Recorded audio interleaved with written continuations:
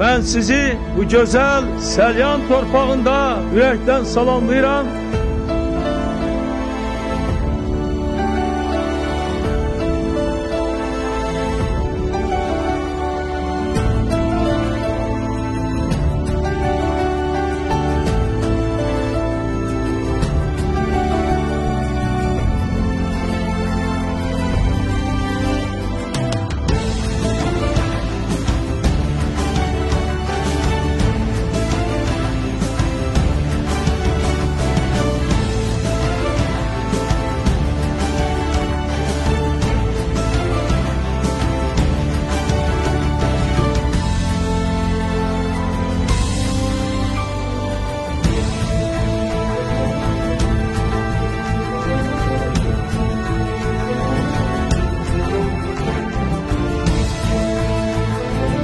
Ulu Önder Heydər Əliyevin anadan olmasının 103-cü ildönümünə həsr edilmiş bu möhtəşəm bayram konsertində səmimi qəlbdən salamlayırıq.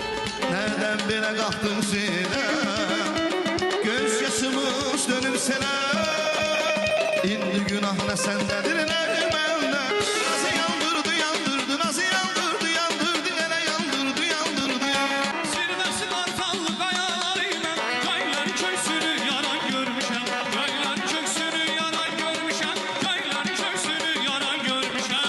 Sana bir ömür yar olmam, ehde vefadan olmam. Sevmeyi baldalansan, el alemde han olmam.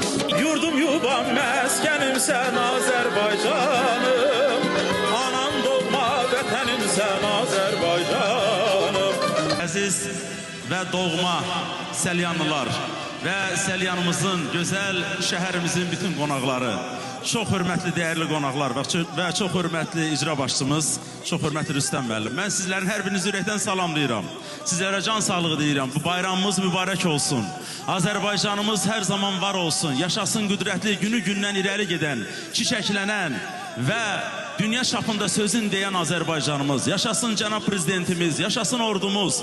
Cəmi şəhidlərimizin ruhu qarşısında baş əyirik və ulu öndərimizin ruhu qarşısında baş əyirik.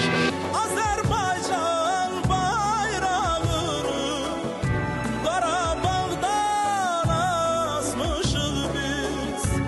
Azerbaycan bayrağını Şuşamızdan asmışıq biz. Ana vətən nə gözəldir elləri, göz oxşayır könül açır çölləri. Qəşəngdir, qəşəngdir, qəşəngdir.